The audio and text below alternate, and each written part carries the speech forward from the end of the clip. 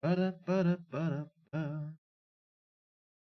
we are live at last. Hello, everybody, and welcome to Forever Rugby on Forever Sport for a very interesting and different bit of rugby this afternoon. It is Cheetahs versus the Toyota Invitational 15, a selection of players rather, from the various unions across the country who haven't been able to get any game time, really. So, an opportunity for them to put their hand up, impress, say, look at us, we deserve more than to be forgotten. But yeah, so before we get the go through the line of stuff like that and look at which players are from which team and stuff like that, let me know what your score predictions are. You got it back to Cheetahs, but you never know. Maybe a couple of inspired performances from the players who are getting a chance and stuff like that. Let me know which players you're here to watch. Anybody in particular? Where's your sort of investment, I suppose, is the word for today. Right, let's look at the teams before we get kickoff underway, which is in about 2 minutes. So if we look at the home side, it's a very, very good Cheetahs side with quite a few Springbok capped players. So at the back, Clayton Blommetjies, we know what he's all about. Very good counter-attacking full back. Lots of pace there. Craig Barry, Roscoe Speckman pretty much doing a Springbok audition today. And then we've got Dries Swanepoel and Frans Steyn, who's looking for some more game time ahead of the British and Irish Lions tour. Brandon Thompson is the fly half today. He partners with Ruan Pienaar, who captains the side. And then we've got a loose trio of Jean-Louis Rudolph, Oupa Mohoja, and Andy Sensile. That is a proper loose trio. Renier Bernardo, Victor Sekakete are the two locks. Aranis Coetzee and Vilma Arnoldi, and Cameron Dawson is the front row. So, yeah, in terms of the invitational side, we've got quite a few, couple of names there. So we've got included the team names, so you kind of know where everybody is from. So we've got Richard Creel, brother to David Creel, who's been playing for the Bulls. He started fullback. Then Jumbo Lengo from the Lions on the one wing, and Leon Zas from the Stormers on the other wing. The centre pairing is Cornel Smith from the Stormers and Shane Bolton from the Shimlers. And so Varsity Cup star, they're getting an opportunity. Ini Radebe from EP, very interested to see how he goes. A very nice fly half there, full of confidence and really likes to play quite an enterprising game. Dylan Smith from the Lions, lots of experience there, as is WJ Steenkamp from the Bulls. Then Yanda Toy captains the side, the Stormers, flanker, brother, of course, to P. Steph Toy. Rudolph Smith, Springbok capped with the Lions at the moment, has hardly played for the Lions since his move. Jean Droster, Renier Viljoen from the Shimlers there. Then we've got Mark Kumbra from the Sharks, Amanus van der Merwe, that's from the Cheetahs, not from the Lions. Sorry, that was a press release error thing there. And Crazy Mana from the Sharks. On the bench, Dan Jooster, and should see how he goes with a couple of hooker issues there with the Sharks. Quenzo Blosser from Stormers, Sazi Sandy from Stormers, somebody I watched at school level. Played SA under-20s. Derek Pretorius from CUT. Ruan Strali, son of Rudolph Strali from the Lions. Keegan Johannes from the Bulls as well. And then we've got JP Duvenacher from the Shimlers. Quite cool to see all these sort of Varsity Cup stars. Tristan Lates, brother of Dylan Lates. Jason Alexander from the Stormers. Him and Lates both from Stormers. Then Tlali Mosi from the Madibas. And Cohen Jasper from CUT. So a very, very nice blend of some Varsity Cup stars, a couple of more experienced players who've been around the block and played for other big unions as well. So it should be quite an interesting game. And I mean, for those of you who, I didn't actually get to watch the Varsity Cup semi-finals last night, unfortunately, because I'm a massive Varsity Cup fan. But there's been some cracking rugby in the Varsity Cup, and the final between Ikeys and Tuckies should be a really, really good game.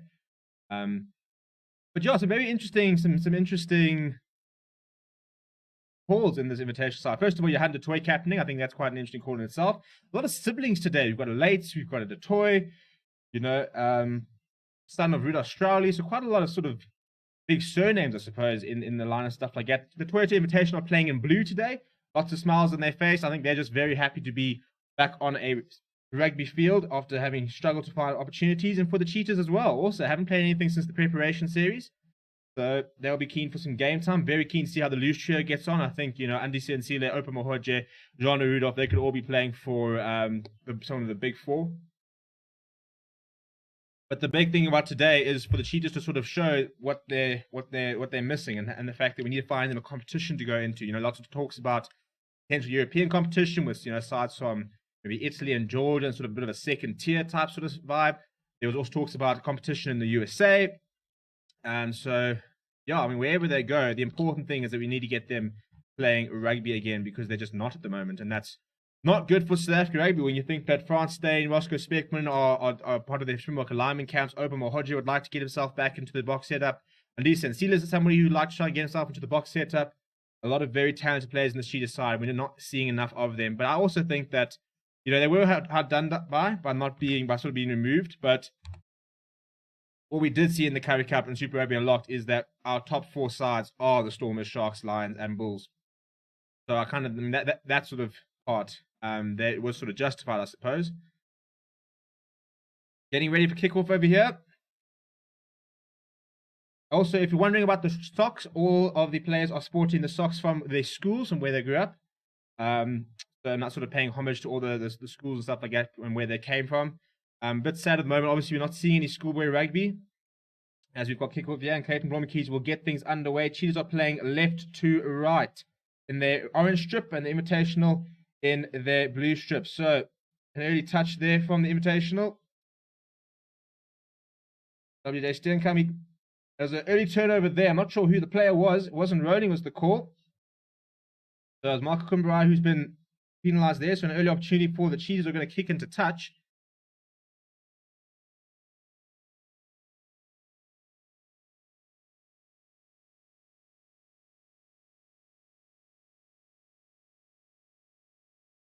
Yeah, I realised Smith straight over the ball there for...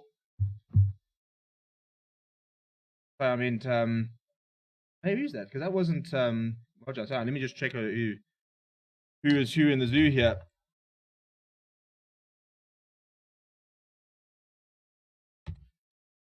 So the Invitational with a good line-out win there, and they decide to sort of run it up and they've kicked ahead. So I think it's Ruan Pino who's come back and cleaned up at the moment. He shifts wide there. I think it's Craig Barry who's the man. Tips and chases. The favourable bounce. A bounce into touch. So we'll restart with a line-out on the halfway. Sorry, at the moment, just very difficult to try and pick up numbers and see who the hell's who in the zoo at the moment. I mean, for me, the one thing that we should hopefully see today is a really nice brand of rugby.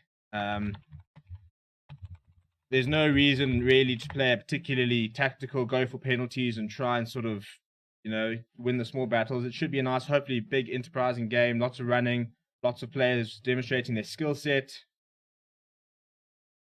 Another solid win there. So you had a toy there at the time that went up. Invitational looking to try and set up more. Unsuccessful though. Redebe. Oh, it's not a great pass in behind. So Jumbo Lengo has to try and clean up.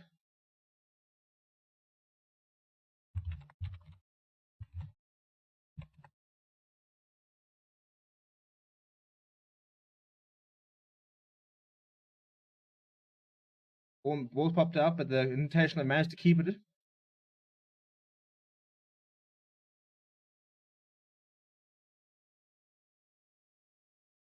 Another penalty to the Cheetahs. I think it's Makumba again who's been penalised. So very, very tough start for the youngster.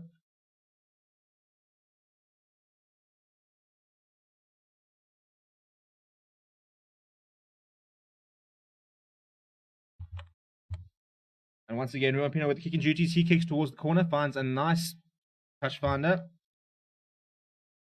So first things first, I need to try and make sure they win this.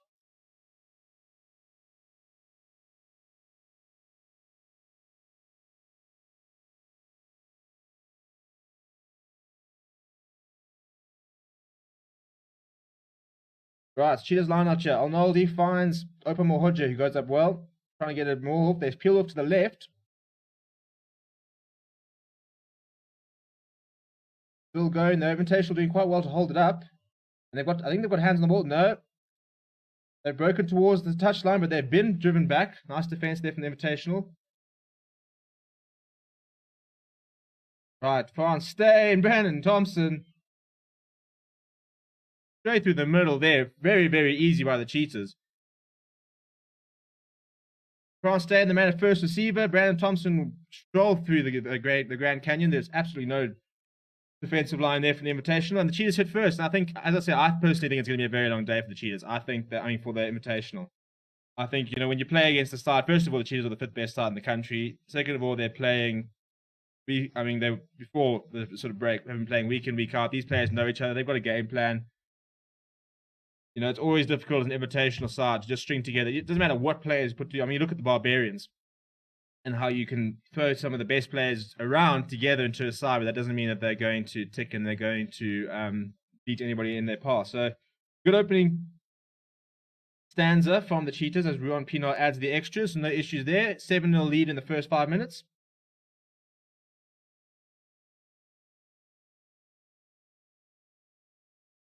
And defense is always the hardest thing to do as an invitational side. You haven't really had time to sort of put in a blueprint of how you're going to defend and really understand exactly what your role is and where people play. So it's kind of sort of chances are the coach will try and put together a relatively sort of common knowledge, sort of a sort of very basic defensive setup.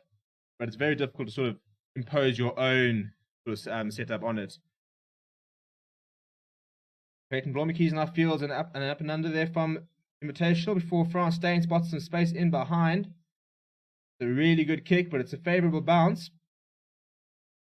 Leon Zas will kick for touch himself. That's a very good touch find. He's found touch right in the 22, but Clayton Blommekeys has taken it quickly. France Stain loses the safety of the 22, brings in Brandon Thompson. He's going to run himself. Nice tackle there from Johan de Toy. And I think Rudolph Smith's stolen that. Yeah, they have. The Invitation stolen that. A very nice bit of play there from Rudolph Smith.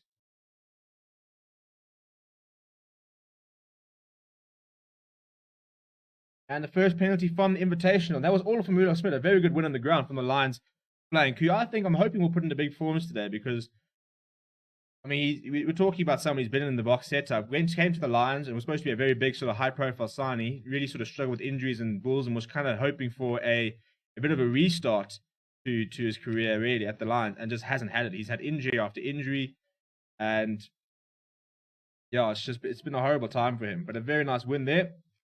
And a good start, actually, from him early on.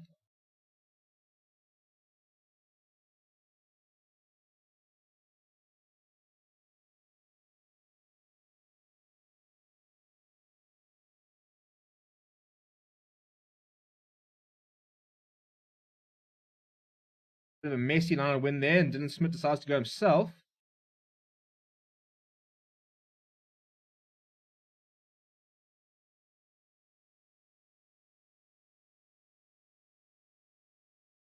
Well, it's a bit messy from the Invitational, but they have retained possession. Carried up by Jean Droster.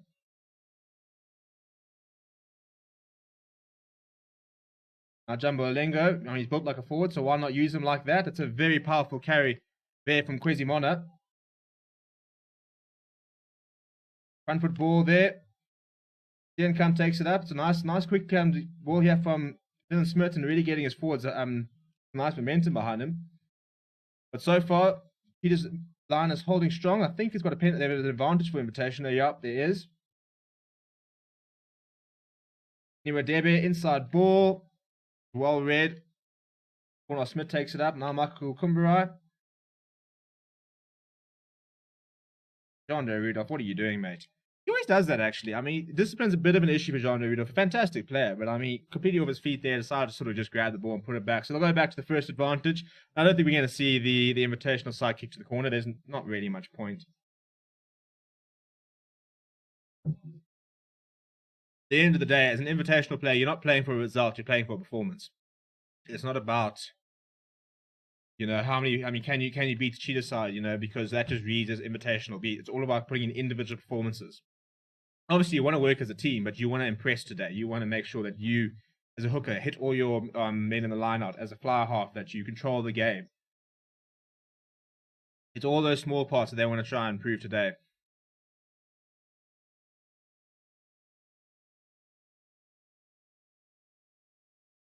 Four-man arch for Invitational. It's a good win. I think it's Droster that went up there.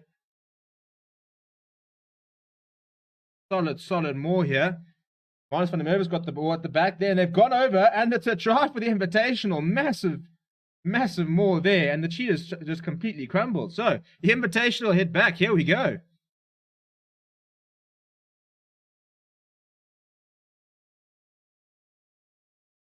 Well, I mean, you wouldn't, I mean, looking at those last sort of 5 minutes, you wouldn't really think it's an Invitational side, would it? They had some very nice phases, won a penalty, kick to the corner, very nice line-out win.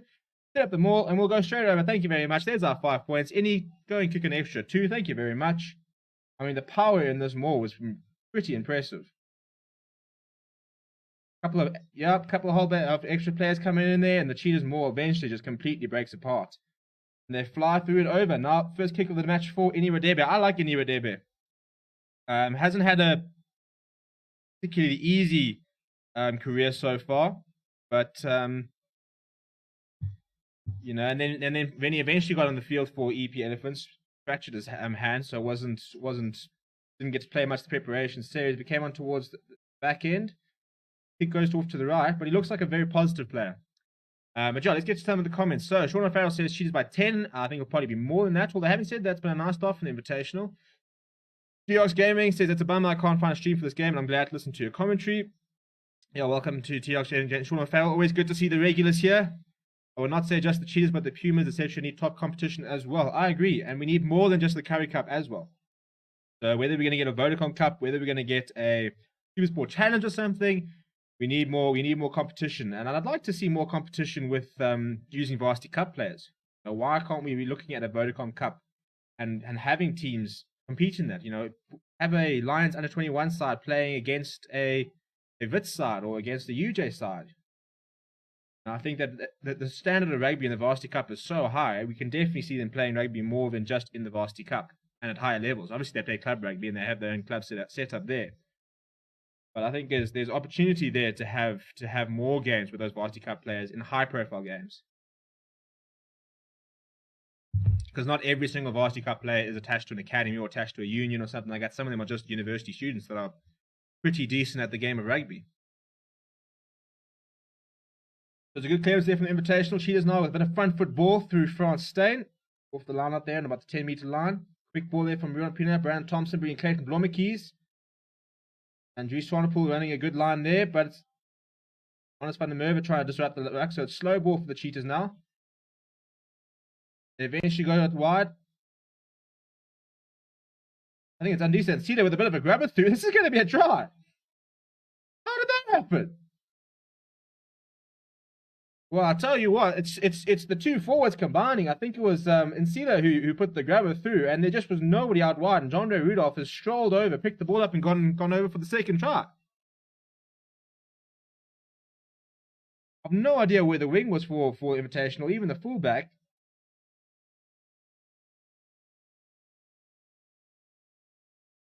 Leland Zas trying to stop the kick, put his boot out, and falls over by doing it. And there's just nobody at the back. John Ray Rudolph dives over.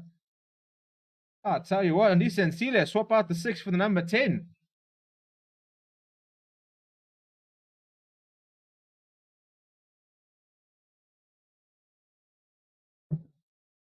I'll tell you what, if there's a fines meeting at the end, these two are going to have a very, very well-deserved drink for that try.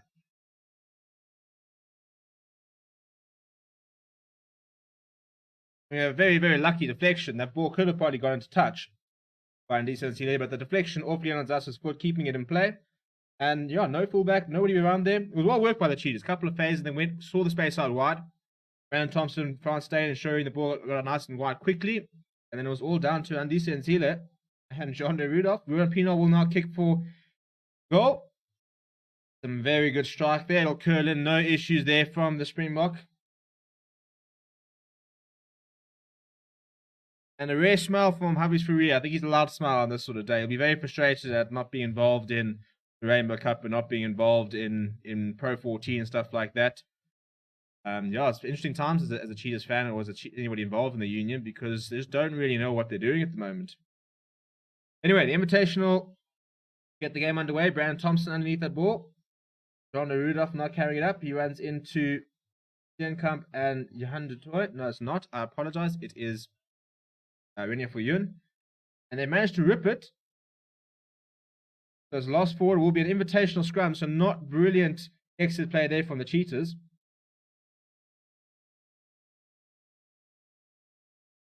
John Rudolph there losing the ball on the ground. And I think it's our first scrum of the game. So this will be interesting. So I think that, especially something like Michael Kumbra, who's very talented in open play.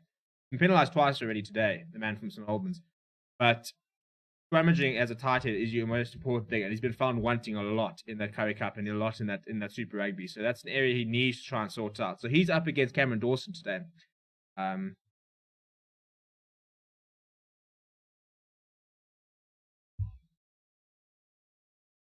Lots of different names being, well, lots of different schools being represented today. You'll notice by all the different socks. Obviously, quite a few players from Grey College. Trying to look at which school seems to be the most represented at the moment. Grey College. I'm seeing 1, 2, 3, 4, 5, 6. Yeah, I mean, Grey College inevitably is probably the most well represented, but quite a different. I mean, lots of players from all around the country. But lots of players from Hull, a couple of players from the Eastern Cape.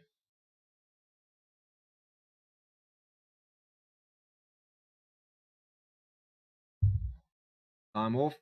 They're sitting again. Scrum resets. What a pain, really.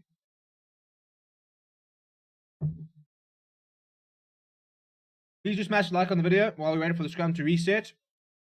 There are 20 people watching. Let's try and see if we can get 10 likes before half time. So right now, before we get back to the scrum, please do smash that like button.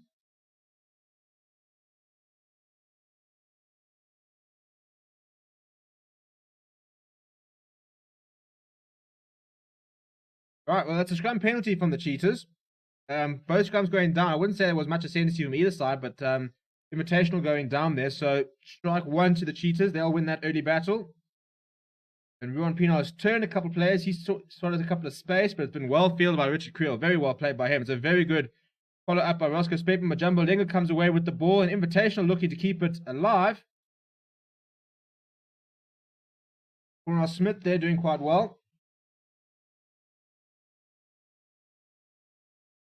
Very nice run there from Joster. Nice little offload there from Quesimona. Now Dylan Smith kicks in behind. Hayden Blommekeys characteristically good under the high ball, steps inside.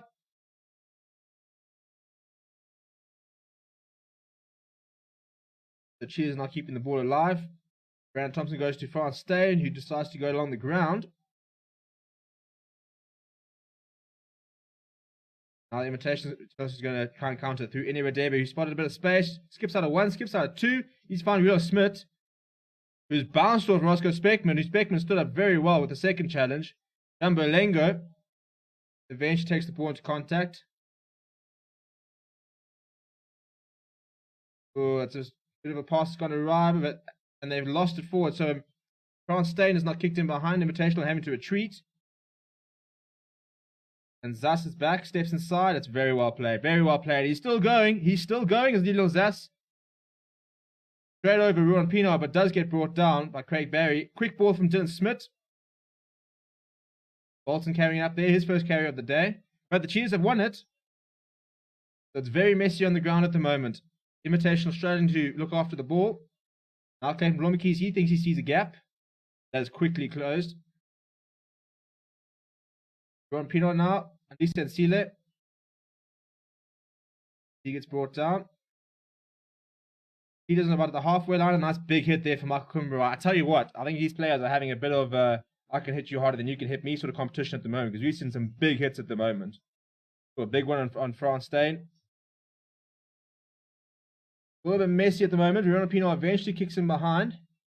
Ini Radebe is there, and he'll kick towards touch. And he does find touch. Not the best touch finder, but he'll find touch towards the halfway line, so he'll take that.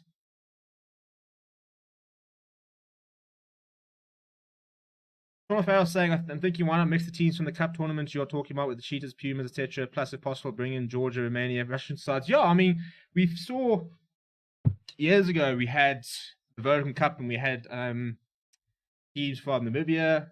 We had yes, Argentinian team around here at one stage. We seem to have a very good working relationship with Georgia. They under 20s often come here and play and stuff like that. So it's quite a good idea, you know, have a Super Sport challenge and have a team from Georgia down for 6 weeks or whatever. Have a team from Russia down for 6 weeks. Maybe have a team from the States down as well.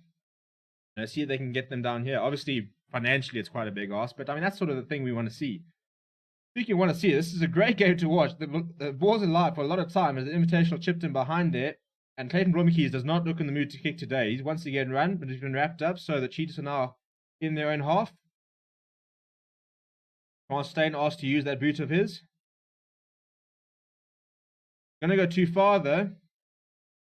Because he hadn't had the save to 22. And that is the problem when you've got the boot the size of France Stain. It's fantastic if you've got the save to 22, but that's just gone too far. And he's given away a lot of territory up there to Invitational. He'll restart with the line-out just by the 22 itself. So a bit of a mistake there from the Springbok, who is, at this stage just looking for a bit of match fitness. I mean, it's no doubt that he will be in that 45-man squad, which will be announced next week, Friday. I think it's next week, Friday. Rassi Erasmus said Saturday the 5th, and either Friday the 5th or Saturday the 6th. So it sounds like it's going to be Friday the 5th. That was what seemed to be the sort of the given. But yeah, so we'll obviously cover that Springbok announcement. A 45-man squad. Both the Springboks and the SAA will be drawn from that 45-man list as the Invitational lose the ball there. A knock-on from the Cheetahs. So it will be a scrum put in from the Invitational. Yeah, I mean, are there any bolters? Are there any surprise selections you think we might see in the Springboks? If you could make one pick for the Springboks of a player who might not be able to make it, which would it be? You know, are there anybody in the last couple of rounds of the Rainbow Cup? Are there any sort of players there that you think would be a decent shout to suddenly include in the Springbok squad? Let me know in the comments. I think one is, I think an Alric Lowe or Vincent Tuka. One of those two have to be in there. I really wouldn't mind which one. They're both, I mean, I think it's 23 and 22 years old, very young players, and both playing such good rugby. So I'd love to see one of those two included in that 45-man and playing in that SAA side.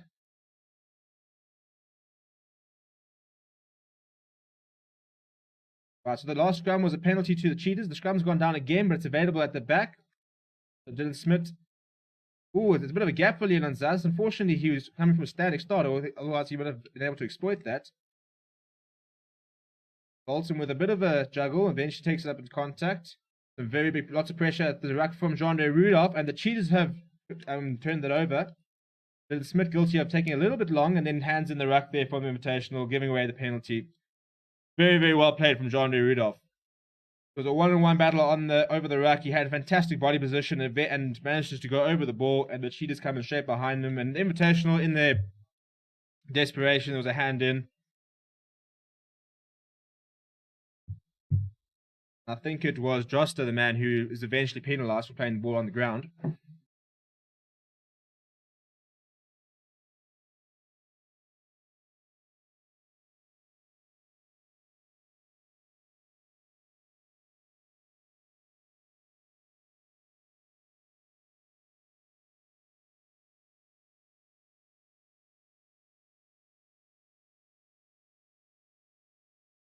What are your thoughts on Robert Everson 2-year deal with the Cheetahs? I think it's a fantastic move. I haven't watched him much. I'll be very honest. I haven't been keeping tabs on every single South African player in the world. But he's 32 years old, I think it is. So, you know, why not? And Cheetahs are doing very well, bringing a couple of very experienced players back. He was so good for them. His brother struggled at times. I'll never remember that conversion at 10 from right, penalty at 10 from right in front that he missed. But Robbie Everson was a fantastic player for the Cheetahs and was pushing box squad from them. So, yeah, I think it's a good move, actually. You've got Swanepoel there. So if you have Everson and France Stain as your two centres, I mean, what more would you like? Some interesting moves, actually. We saw that Jean de Jong and Dion Fourie are back at the Stormers as the Cheetahs are through here. Almost a mishap there from Richard Creel, who spilled the ball, and Clayton Blommetjies was there to try and pick up the extras.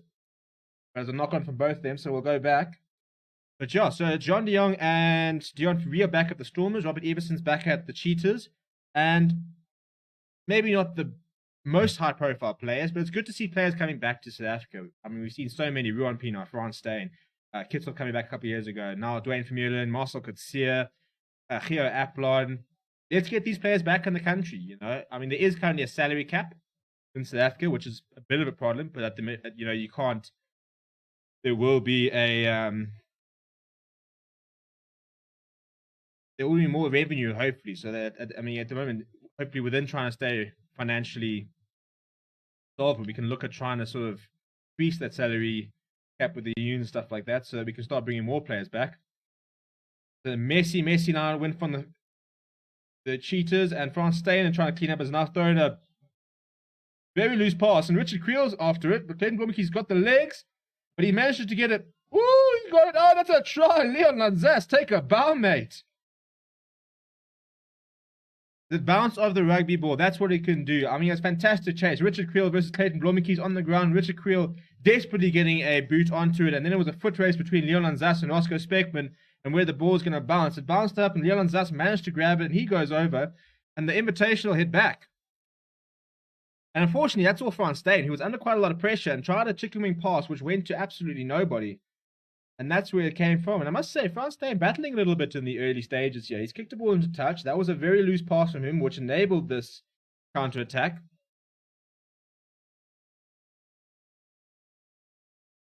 It's a fantastic piece of finishing there from Leon Lanzas. Checking the try.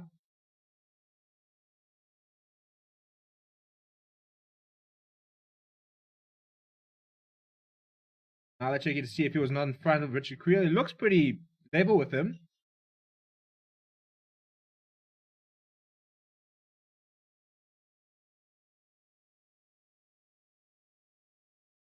The time is off.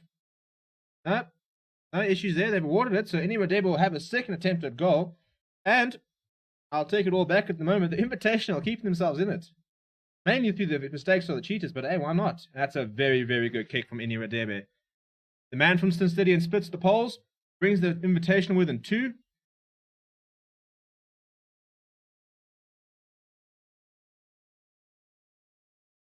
A bit of takers there from Richard Creel. Some very nice kicks ahead. 2 kicks ahead.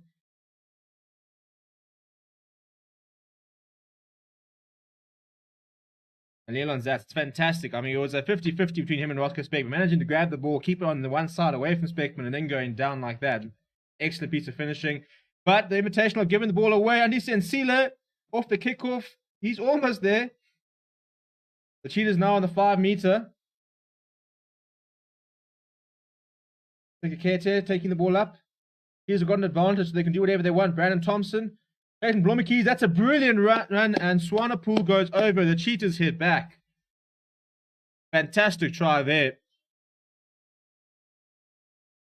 I mean, it's a heartbreak from a coaching point of view. The Invitational, they've been so poor off the kickoff. They've lost possession, I think, 2 of the last 3 kickoffs now. So, really an area they've struggled with. But Andise Nsile was a fantastic run by him, who put the Cheetahs on the front foot. And then quick ball from Ruan Pienaar. They're stuck in the defense from the dummy run from Frans Steyn. And Swanepoel just runs it in pretty much unchallenged. Very nice running lines there from the Cheetahs. Well sort of worked. Clayton Blommetjies, nice timing of the pass. Easy, easy, easy.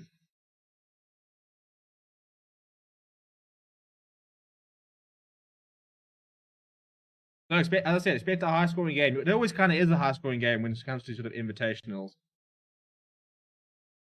Both teams not going to take the points. Everybody trying to sort of impress and try and sort of show what they can do. Try and play your skill set. You don't really get to just play your skill set with pick-up and drives and, you know, very sort of mundane style of rugby. So Ruan Pienaar is 2 from 2. Will he be 3 from 3? This time on the left-hand side. His first kick from the left. About 10 meters inside. Not too difficult.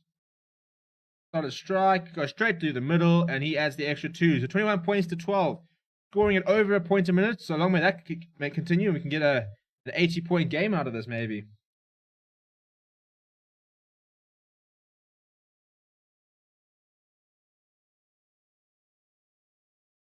We are less than a month, by the way, until British and Irish Lions rugby. Fun fact.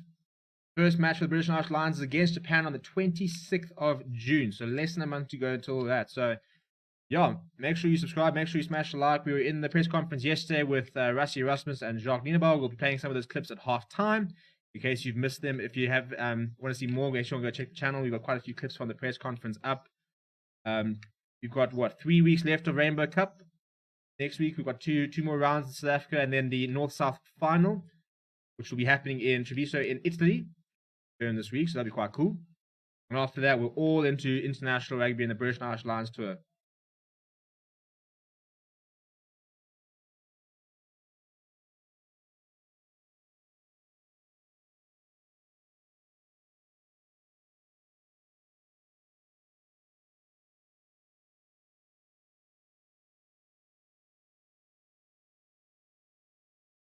The penalty advantage after the invitation or trying to maul the ball forward.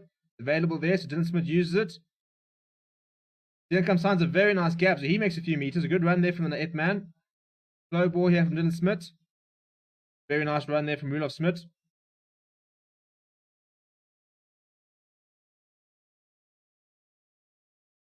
Right, so Elima Debin hoisted high towards the end for Leon Zash to compete. But he drops it, so we'll go back for the penalty. And tell you, every single time one team scores or something like that, the other team looks to hit back immediately, which is quite cool to see. I think we're going to see quite an even match at the moment, because at the moment it's a bit of a ping pong game, really.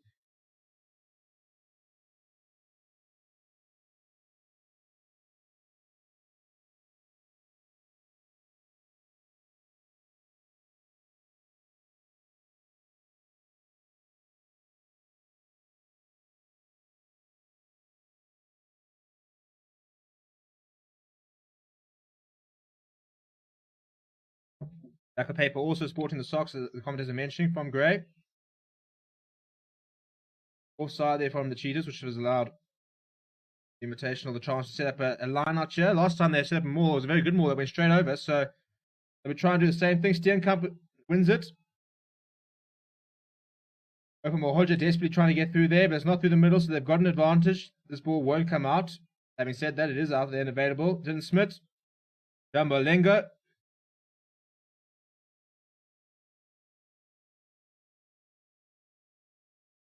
Crazy Mono with a nice carry. He makes a few meters. Invitational up to the 5. Radebe. Little chip over the top for Richard Creel. It bounces ahead. Oh, he'll be offside there, I reckon. They look at it, but I think he's offside. Richard Creel has grounded it, but I think it's going to come off Bolton, which means that Creel ahead of him will be in an offside position. So I don't think it's a try here. They'll go back for a penalty.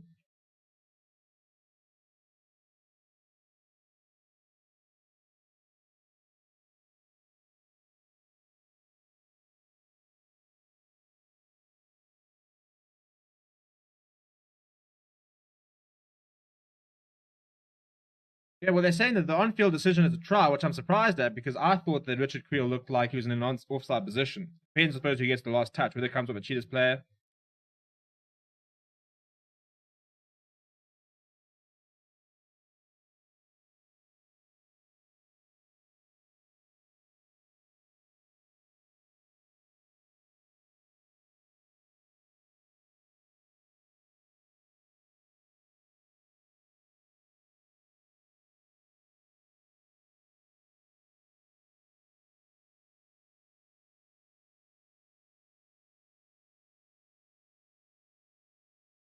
Yeah, you see, it comes off the boot of Bolton, which puts Richard Creel in an offside position.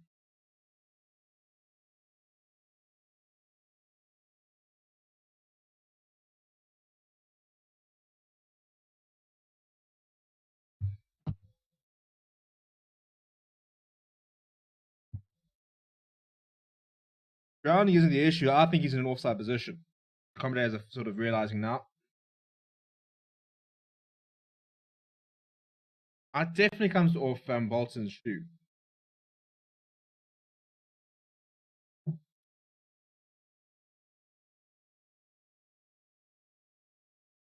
No issue there. So basically what happens is that Richard Creel goes up to contest with, I think it's Craig Barry. The ball drops down, and then it looks like Bolton and trying to, him and Nathan Blomikis are trying to sort of wrestle on the ground. I think it gets kicked ahead. It then bounces off Richard Creel, who's ahead of him, who then grounds it. But if Bolton, I think it's actually Cornel Smith. If Cornel Smith gets a touch here, and it comes off his boot, then obviously Richard Creel and ahead of him is in an offside position. So yeah, looking at it, looks like it comes off Clayton Blomikis there, and then off the boot of Cornel Smith.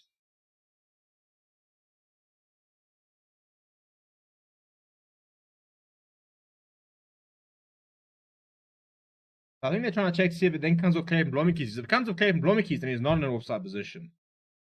So they're rolling this back and rolling it forward, rolling it back and rolling it forward. So I don't know what we're going to see here.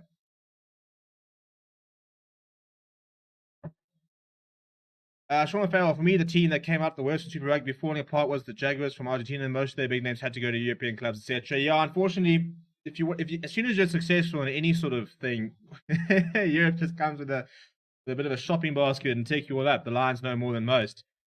And the same thing happened to the Jaguars. You know, had a really good Super Rugby season, and then all the European, Tars went, have some pounds, have some euros, have some pounds, have some euros, have some euros, have some euros, and next thing you know, there's no Jaguars side. Yeah,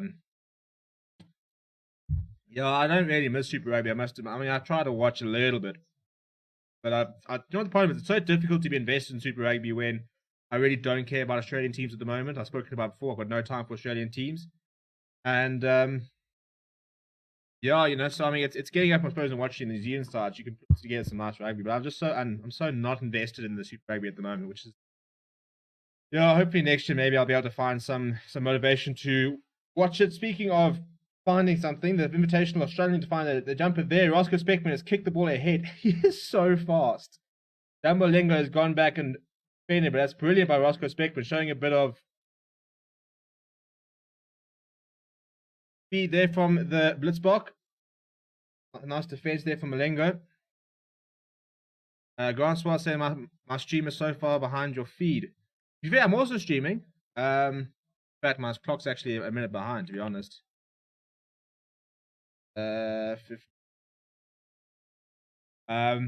Weirdly enough, when it comes to DSTV now, if I use a browser, I tend to be about a minute behind, or even sort of 90 seconds behind. If I use my iPad, for example, and use the app, I don't know what the issue is there. But Dylan Smith has found a very good little piece of touch there from a box kick. Very well played from the Lions. Come off. So we'll restart with the Cheetahs line out back in their half. I say Jaguars are the biggest loss from what happened. Yeah, probably. Yeah, I mean, I'm always impressed with Argentina rugby and how they continue to be able to compete despite South America just not really having the same sort of. I suppose it's a bit like South Africa. But they really have come so far with their rugby. And that's a penalty from the Invitation. I don't know who the man is over there. I'm just seeing the Creel try now. Well, Ganswaz, I think he's still in last week, chap. Yeah, that is quite a while ago. I think we're about 2 minutes on from the decision. And that decision takes a while, so settle in.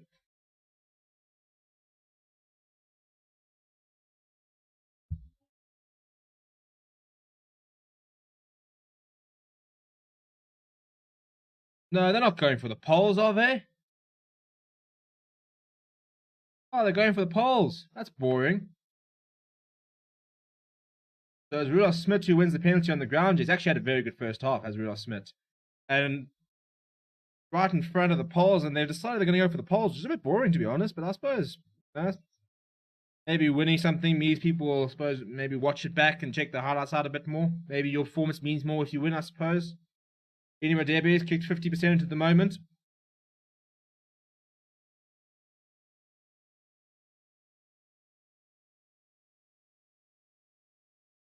And straight through the middle, no issues there. So the Invitational, I suppose there were quite a few visits and they were trying to actually get some points on the board. This game has been a lot more exciting than I thought it would be as well, actually. And I think it's a lot. I'm actually quite impressed with the Invitational side because I thought the biggest problem with Invitational sides are always it tends to be very unstructured and they tend to be quite sort of loose with the way they play because they haven't played with each other. But they've actually gelled quite nicely. Also seem to be playing with a lot of freedom at the moment. You know, a lot of smiles on the bench and stuff like that. They're out there having a lot of fun. It's just quite nice to see. I think that's what makes the Varsity Cup so nice. Is you're seeing players who just play for the enjoyment as opposed to necessarily trying to make massive gains and stuff like that. But a lot of it's just playing with your mates. Lost forward there from Clayton Blommick. He's in the air. It's an error from him. So we'll have a scrum here inside the Cheetahs half for the Invitational.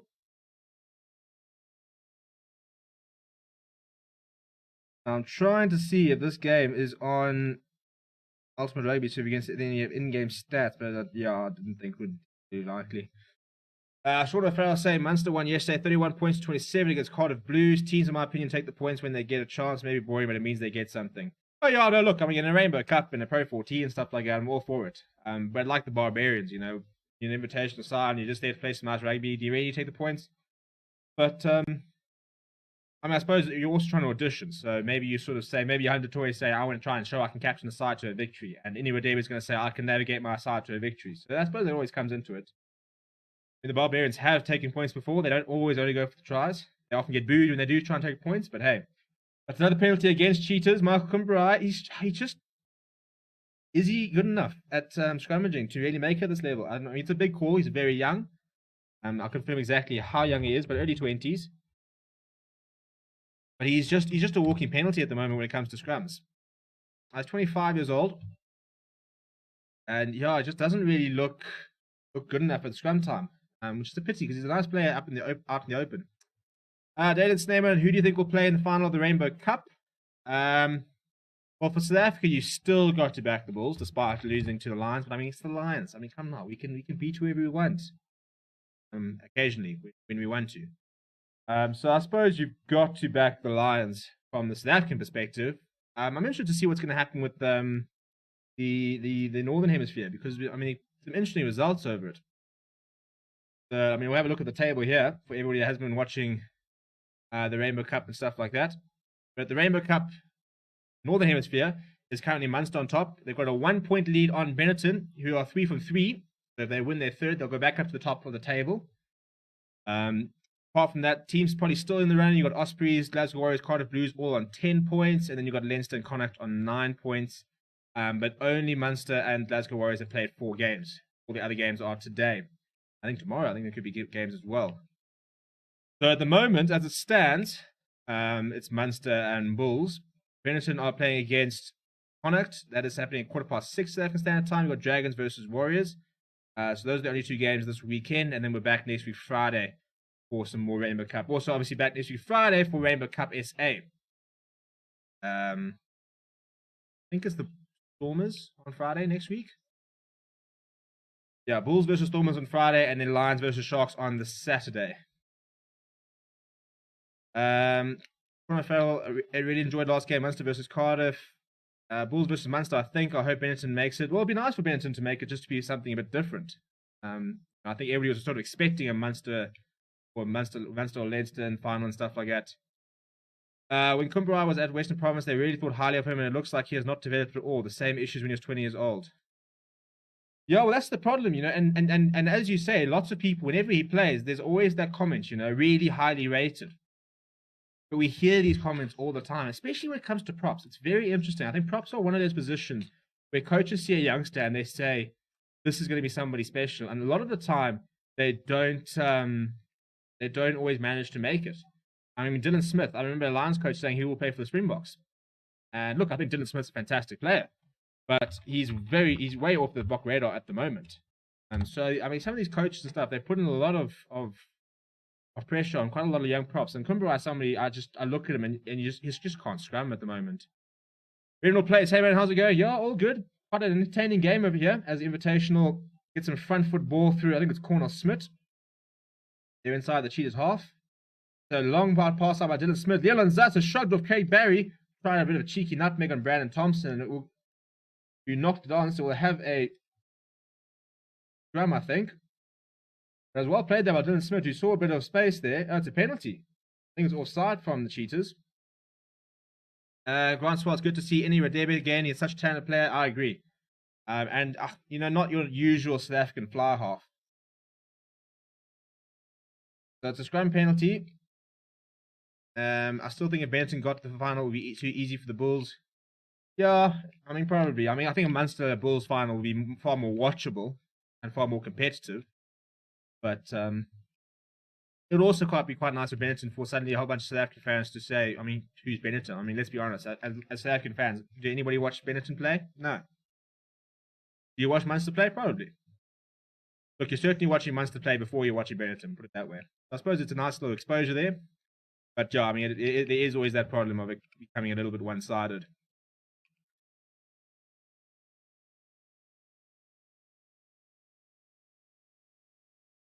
A very nice run there from Monas van der Merwe. Johan de Toy, the captain, now going himself. He was wrapped up by 3 Cheetahs players. Kumbarai picks up and drives. He's been I'll give him his credit, he's been very industrious in open play. Unfortunately, we don't really have stats for carries and stuff like that, but he's been very willing to, him and Kwezimana have been very good in the loose. I'd say it's been turned over by Cheetahs, but illegally so. So we'll restart with a penalty as the siren goes for half time.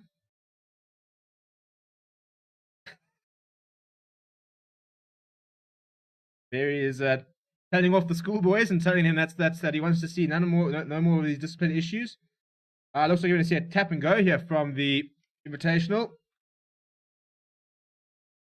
A very good run there from Van der Merwe. We can go. They can't quite get over the try line. Desperate defense here from the Cheetahs. Will be a fantastic time for the Toyota Invitational to score. Another pick up and drive. Balls still available. It's Steenkamp this time. He goes. It's a very good drive. Has he got grounding? Has he got grounding? Yes, he does. The Invitational strike on the stroke of half time. The perfect time to score. And Radebe will have a chance to kick them into the lead as they go in for some oranges, which is a good result. It's been a fantastic half. We're seeing a point a minute. We're seeing some really good enterprising rugby. We've seen some brute force there from the Invitational from the second time. Grant Swartz say the Bulls. Grant Swartz saying the Bulls will have a field day, and Sean Farrell saying Grant Swartz. Yep, next week they start away to Glasgow and at home 2 Dragons, 2 bonus points will be needed. Escovivo saying, I disagree. Playing in Europe is hard. Looking at both the Chiefs and the Kings play when they were at the Pro 14, they have struggled hard. Bulls has never played in Europe. Should be hard. Yeah, but the Bulls do have a lot of players who have played in Europe. So I think that experience will be quite... it won't be new for a lot of those players. Grant Swan saying a grown man shouldn't have a haircut like Blommetjies. It's funny, because as Ini Radebe slots the conversion nicely. So Toyota Invitational actually a point ahead of Cheetahs at halftime. Real player saying, why is Benson in the conversation? Did I miss the news? Well, they're currently unbeaten in the Rainbow Cup. So if they were to win again against Connacht tonight, they will be on top of the log. They could be playing that final. But it's quite interesting, talk about haircuts. And I think it is a thing. A lot of these players will have defining features like a strange haircut or maybe a big moustache or something like that, or maybe like a scrum cap. And it just makes them more noticeable because, the fact that you're talking about his haircut means you're now watching him. So it's quite interesting how a lot of these players, we've seen players like Zach Berger and the mullet and Josh Strauss and the beard and all these players who've got like these defining features. Arceus name with his long hair, and sometimes it just makes them stand out. So look, I'm not sure if that's the case with Blommetjies. He might just really like it. Maybe I should do that. I could look good with a bit of dreads over here. Just shave the head completely. Could be a good look, actually. Yeah, look, if anybody wants to donate a lot of super chats, then we can start talking about me doing a Clayton Blommetjies haircut. But until then, I'll stick with my got the most boring haircut and probably have Mornay Stain. I think that's probably about what I've got.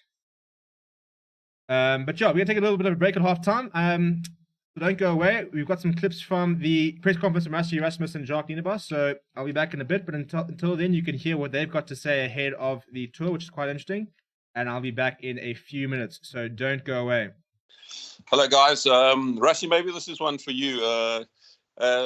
Professor Glenda Gray from the Medical Research Council has said that there are a bunch of J&J vaccines available for the rugby players. The Olympic squad has been vaccinated or currently being vaccinated. Are the Springboks going to take up that offer? Yes, yeah, I can confirm on that one, Craig, that the Springbok squad and management and the wider group who are probably going to be involved or either has been vaccinated or are in the process of being vaccinated. That's correct. Thank you. And it's not a requirement, though, is it? I think, having the British and Irish Lions coming here into our country, they all been vaccinated and going to play against us, and we going into hard bubbles. I think the safest thing for them, obviously, is firstly, we always want to protect ourselves, and we want the series to go ahead, and we don't want an outbreak, but we also want to protect them and ourselves. I'm not 100% sure if it's a requirement, but we do have I guess I'm not sure if a player will have to be vaccinated to be able to play for us, but we're certainly trying to vaccinate everybody before we get into that hard bubble. Thanks. Thanks. How's it, guys? Maybe just one for Rassie. You probably can't mention names, but obviously there have been some newcomers who probably weren't part of the World Cup squad that you've been looking at. Just what are your broad impressions of the new guys and how they fitted into the system? Yes, yeah, thanks for that one. Just to quickly answer Mark. So Mark, it isn't common knowledge already where those test matches are going to be played. I can tell you they're going to be on Friday nights, not to clash with the British and Irish Lions. So I think it will be shortly when all the logistics are sorted out. Those test match venues will be announced, but they won't clash because it will be on Friday nights. I hope that answered that one. New players, yeah, I'll tell you, it's a pity, man. A guy like, and I probably can't say this, a guy like Salman Murat was really doing well, and we were so excited about him. He unfortunately is touch and go now with an injury. There's a few. A guy like Noche is not new, but Noche was just putting his marker down there. So without going into team selection, I can tell you, with us having the benefit now, and it's going to sound funny, and probably we're probably going to be able to find a negative piece of what I'm going to say now. But we're in a way lucky that we have players represented all over the world currently, just because of COVID and how we are restricted in South Africa of having international rugby.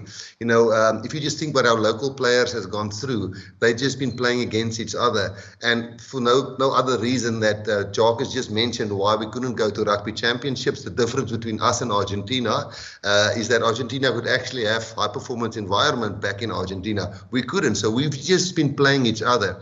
And if we didn't have guys like, coming through, I'll mention him, a guy like Jasper Visser playing really well at Leicester.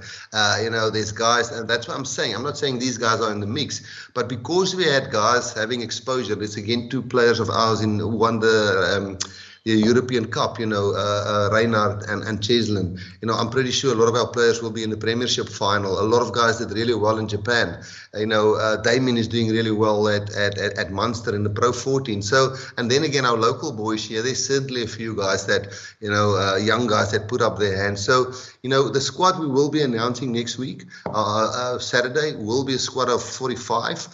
Again, COVID might change it, because then we're in a hard bubble, and then it's a rock hard bubble with hard entry and exit systems. And yes, sometimes, it's tough to manage how big that squad should be. But we are going to announce a squad who will both be the SA A side, who will play the British and Irish Lions A side, and the Springbok side will be announced as a squad of 1 of 45 next week, Saturday. And yes, there's definitely a few young guns that I'm not saying they're definitely going to make it. We're going to finalize it this week, but there's wonderful talent. And I think, I know I'm talking a lot on one question, but I think because we've got a lot of players overseas playing international rugby, and locally now we've got just the local boys playing trials every weekend, you just saw a lot of youngsters coming through, and the old dogs on the other side are doing pretty well there as well. So I think it's looking pretty okay. Jacques, I just wanted to find out what's the status on some of the alignment camps, what you guys have been speaking about mainly, and also probably a medical report on some of the guys that Rassie mentioned are injured but are also part of the training camps that have commenced recently. Thank you. Okay, firstly on the alignment camp, so we had 2 sets of alignment camps. The first one was basically, if I can give you a brief state of what the first alignment camp was, it was a little bit of obviously discuss the schedule, and I mean that was back in April, so the schedule have changed a little bit as things came more clearer, and as the tour there was more fundamental stuff coming in from the tour. But we discussed this possible schedule for the year with the players, and then we did a little bit of a reality check, not only with the players but with us as an organization or as team management, in terms of the critical areas that we believe need to be operating at the top level in terms to get a desired result. So we did a reality check on everything, and from there, in the first alignment camps, we almost looked at the players, made some plans on how we're going to get those critical areas, in our opinion, up to a certain standard. And basically the second, and we also, probably the most important part in the first alignment camp was letting the players know our team selection policy again. What must they do as a player to get into the Springbok side and get selected for this historical tour? So that was the first alignment camp. On the second alignment camp, it was a lot more strategic. So firstly, we gave feedback on how the players were doing in terms of the goals we set in the first one. We also gave feedback on our different departments, as a management and as a leadership. And then we started drip feeding a little bit of strategic information on the BOK game plan. So that's basically answer to your first question, what we did in the alignment camps. And the second one was the status of our players. Currently, if I can give you a feedback, there's a couple of injuries. I think Luat and Ergie are still busy with their rehab, and we are following them closely. But I think of the broadest, let's take the World Cup squad, bar the 3 guys that retired, all 30 of the other guys are still in the running. There will be a few touch and go players, but the others are all in a up to date and a good clean bill of health. Hi guys, thanks for chatting to us. Right, I'm back. Shout out to Jacques and Rashi for holding down the fort at halftime. If you'd like to see more clips and that stuff like that, we've got a couple of videos on the channel from that press conference. So, I mean, it's really, really cool to be in a press conference with Rashi, Erasmus, and Jacques. They are so they're so open and honest, to be honest. I mean, to be honest. You watch a lot of press conferences and lots of coaches and stuff like that will dodge around questions and stuff like that. But Erasmus and Jacques, I tell you what, they're an open book. But yeah, back to this game. The Cheetahs are 21-22 behind the Toyota Invitational. Some stats from the first half. 5 handling errors from the Cheetahs, which is probably one of the biggest things that they've not done particularly well compared to the 1 from Invitational. They both conceded 4 turnovers. They both conceded 6 penalties.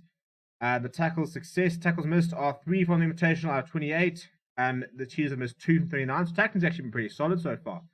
Lineout 6 out of 8 from the Cheetahs, 6 out of 8 from the Invitational. Scrums, Cheetahs have not had their own scrum. Invitational won 2 out of 4. Possession 37% for the Cheetahs, 63% for the Invitational, and 46% territory for the Cheetahs, 54% for the Invitational there. So the Invitational doing quite well, stats-wise at least. Let's see if they'll be able to go all the way.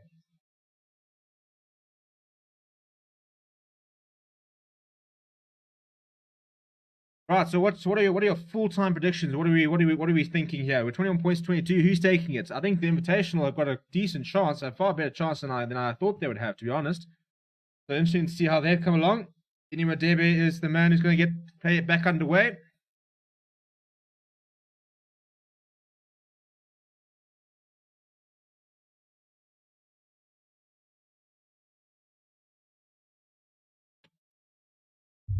Right, plays back underway. As the Invitational playing left to right this time, Inimadebe goes down the middle. Ruan Pinnock catches it there. Trying to see if you've got any subs on the field. Expect to see a lot of subs from the Invitational. They've got 26 players in the squad today. The Cheetahs will win by 10. Well, it's a good start for the Invitational. There's a knock on there from the Cheetahs. I think it's from Ruan Pinnock. I backed the Cheetahs by 20. Putting my credibility on the line. I think in the week I said Cheetahs by 20. I did not expect the Invitational side to look this good together, to be honest. So big counteract there from Mark Kumbrai. Manages to grab onto Ruan Pinnock's hand. Forced the knock on. Very intelligent player there from the tight head, who we were quite critical of in the first half. But this is now the issue. Renwell Place, thank you so much for the super chat. Yeah, listen, I'm definitely not going to do the Clayton Gromicki's hair for £2, but so in fact I'm trying to decide if I actually want the people to get the challenge rolling. I don't even know how I'll get it done. Also, I don't think I've got a very nicely shaped head, so I'm not sure. I mean, he's got quite a shiny head and quite a nicely shaped head. I don't think I'd be able to do it. But yeah, well, never say never. I saw a YouTuber today got a tattoo of Jesse Lingard's logo because he lost a bet. So stranger things have happened. Meanwhile, the Invitational are on the front foot here. Ooh, in fact, they're over. Honest van der Merwe with a very good pick and go. That's a very good, and the Invitational score first. Jumbo Lengo, my boy from the Lions. We move. The Invitational hit first.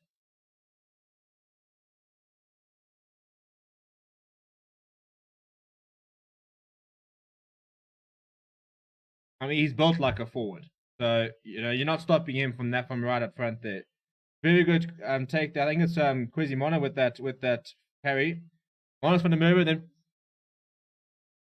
peels over. It was a very good pick and chase there. And then Jumbo Lengo cut inside slightly. I mean, he's so big. I mean, him against Dries Swanepoel, he's only going to be one winner. Gets himself nice and low. Jean Rudolph can't get underneath him. Very good try there.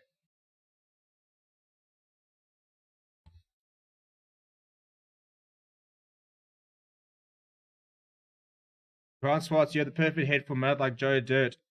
Yeah, but he had quite a long hair. You know what the problem is? My hair is not very straight. So I think if I had to grow it out properly, then yeah, I don't think it would actually go particularly far down here. It'd probably just sort of go further and further back.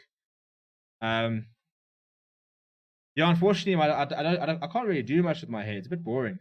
But it just sort of curls and kind of sits. A bit of a waffer, really. But yeah, I suppose it's Cape Town Sevens at the end of the year, so maybe if we can get to that, then maybe we'll start looking at doing something a bit more out there. Maybe I'll do a Jean Rudolph moustache for November. I don't back myself to a Jumbo Lengo beard. That's actually quite impressive.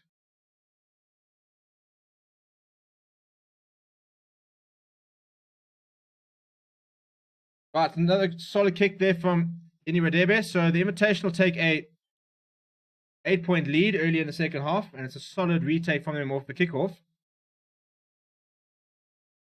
As I said, the way they've played, I mean, you would have to convince people that they haven't played together for a while. They've looked very good together. I mean, it's an interesting concept.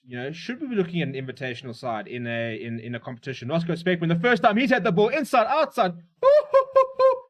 Ruan Pinot doesn't have the pace. Brandon Thompson is there. Oh no, you've locked it forward, you idiot. Well, Roscoe Speckman has had no ball the entire game in what is potentially a Springbok audition, and the first time he gets the ball, he cracks on the afterburners, skips away from one, skipped away from another. Brilliant run from the Blitzbok.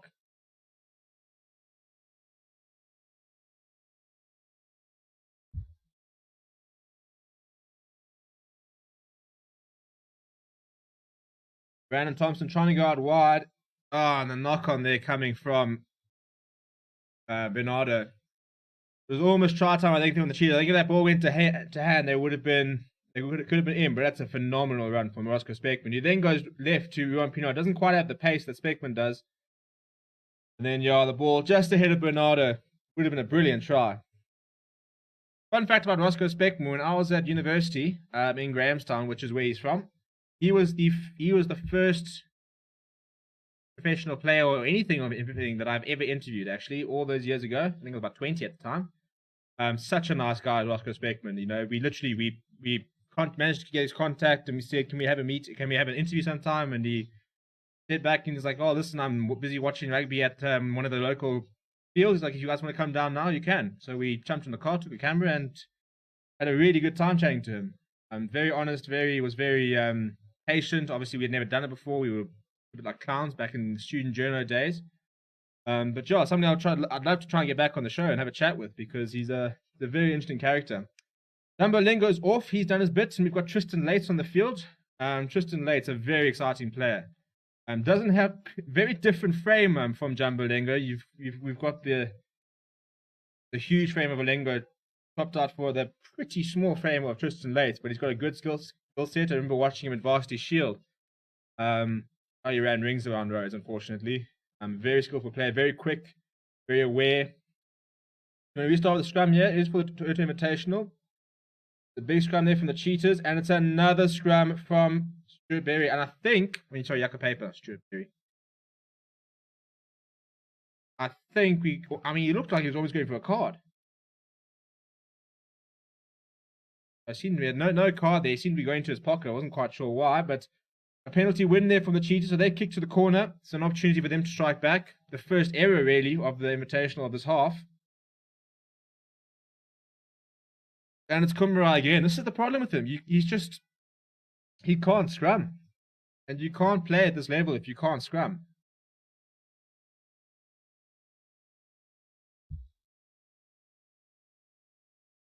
Right, so a good take there from the Cheetahs, but the Invitational completely disrupted that. So the ball's gone down. Ball, I think, is available. Yeah, Zach Paper was looking to blow the whistle. He comes out to France Day, who goes behind Brandon Thompson. It's not been a good day for France Day. Roscoe Speckman cleaning up. Well, combined there with Clayton Blomik, he's got a bit of space. Stepped out of one, stepped out away from another, but eventually gets brought down by, I think it's Rudolph Smith. Quick ball here, Brandon Thompson.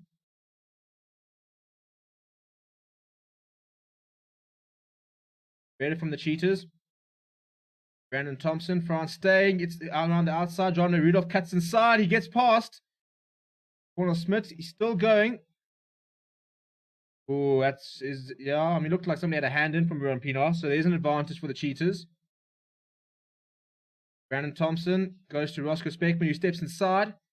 Runs into some pretty big forwards, I'd rather not. Getting a bit messy from the Cheetahs, but they've still got the ball. And that's another horrible pass from France Stain. I'll tell you, if I hadn't seen France Stain play so well in the Currie Cup and in the Super Rugby Unlocked, I'd be sitting there looking at him and being a bit worried if I was Rassie. But I think it's just a bit of an off day for him, but he hasn't looked good at all. He's done quite a few passes that haven't been great. He's kicked into touch on the full. So it's not been a great day for France Stain, but let's hopefully put it down as just one of those days. Grant Swart, it's good to see Tristan Lates back after that injury.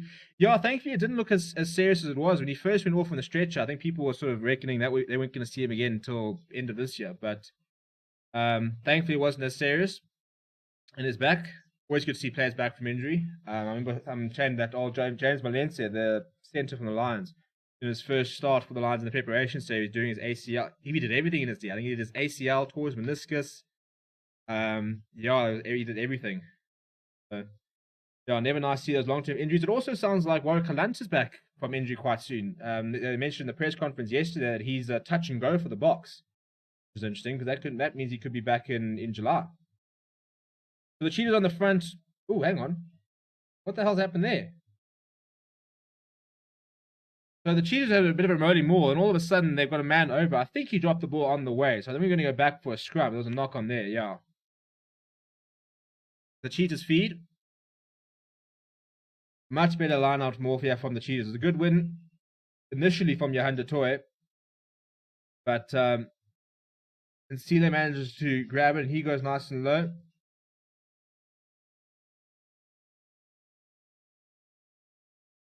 So the Cheetahs line-out hasn't been brilliant. It has been disrupted a couple of times, and probably an area they'll like to try and improve.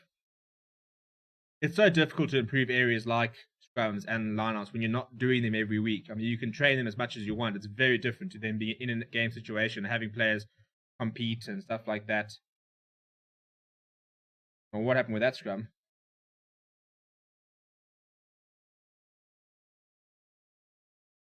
A couple of pushing and shoving here from Kumbarai, and I think it's Dawson.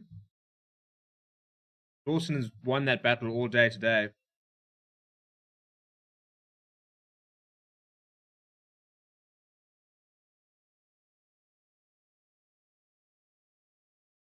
Adjust my clock so we had a bit of time off there as Dr. Pepper gave him a bit of a talking to. You've seen the pictures of the British and Irish Lions in London during the week signing some jerseys and getting their vaccine. It's on Twitter. Yeah, I saw that they got their vaccines. I also saw that Henry Slade came out saying that he won't get the vaccine. I think he's the first sort of major rugby player to come out and say that he refuses to do it. Yeah, I mean, each to his own. He's not on a plane with the Lions anyway, so yeah, not too serious. Yeah, but yeah, if you didn't see, Rassie Erasmus confirmed that they have had vaccines made available to the Springboks, and they will all be taking their vaccines. The Springboks, the management, the staff, all the sort of Springboks setup will be vaccinated ahead of the British and Irish Lions series. Got another reset here. Kumbarai's under the cosh. Two players, exactly the same age. They've been a couple of pushes here, losing a bit of temper. Kumbarai needs a big scrum yet.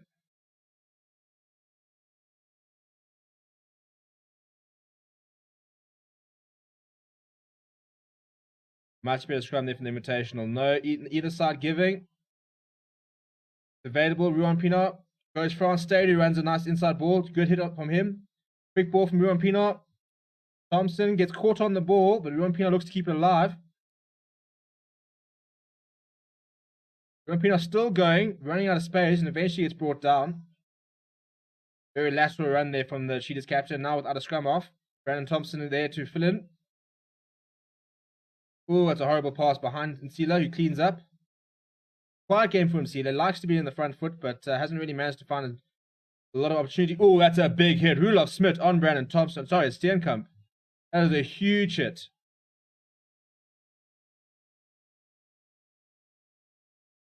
Now Bernardo will try and get the Cheetahs back on the front foot. And that's a penalty from the Invitational. I think that's Roelof Smit again. Yeah, that's another win from Roelof Smit. So the Lions are worried about their breakdown. I reckon they'll be watching this and thinking he can come do a job for us next week. Springboks are considered essential workers in SA. They have to get the vaccine. Very, very true. And Sean O'Farrell saying, I say Reece Zammit, the young Welsh winger, should do well for the Lions. He has been on 5 for Wales and Gloucester. I hope he gets a chance. He is the official protector and keeper of Bill, the official mascot. So that's what he'll be doing most of the tour. I'm very interested to see who the Lions will pick on the wings. I think that'll say a lot about the way they're going to play. But you've got, you've obviously got Reece Zammit, you've got Johan van der Merwe. Those are sort of the 2 big ones that I would like to see. Obviously, I'd like to see Johan van der Merwe playing against Old Nation. I'd like to see Reece Zammit because I think he's nice and young. Obviously, we will see everyone across the tour because they've got the midweek games and stuff like that. But I think I agree with Guido. I think I'd be surprised if he starts that first test. I don't know. Depends on what he does in the midweek games, I suppose. That is a huge run there from Cornel Smit. Invitational. Oh, there we go. Through the middle, and he'll go all the way. Thank you very much. It's Cornel Smit there who scored the try. Great run in the inside from Jane Bolton.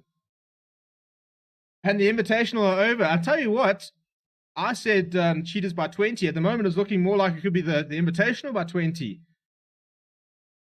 Sometimes there's just no excuse for just big, straight running. I mean, the defensive line from the Cheetahs left a lot to be wanted, but I mean, it was a great carry from Bolton. Recycled it nice and quickly. Very good line run there. Very good distribution there from, I think it's Dylan Smith, who's still in the park. Fantastic line run there. And Smith goes over. Sean O'Farrell saying, how will be the fullback? That's one thing we can all say. Yeah, 100%. No competition there. And Grant Swart saying, I've not seen a former South African do well against the Springboks since Peter de Villiers. Yeah, not a bad shout.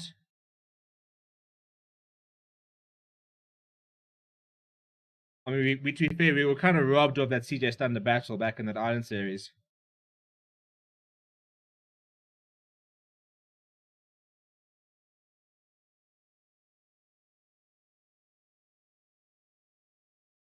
A fantastic run by Bolton first up.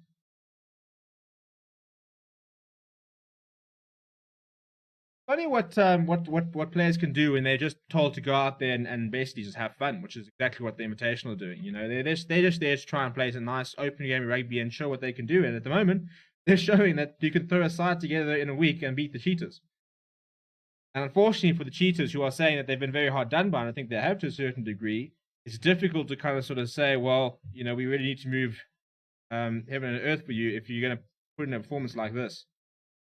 Nice exit player there from the Invitational as Richard Creel goes to the boot and doesn't find touch though. Oscar Speckman now will run from deep. Finds Swanepoel outside him. He steps inside, looking to try and get the ball available. Gets back up. Tristan Laith brings him down. Open Mohoje, he's had quite a quiet game today. He carries it up. Thompson goes to Blommetjies. Blommetjies, thought about going for it, kept inside. Nice front foot ball here from the Cheetahs. It looks like it's Tian Mayers on the field. So Ruan Pienaar off the field.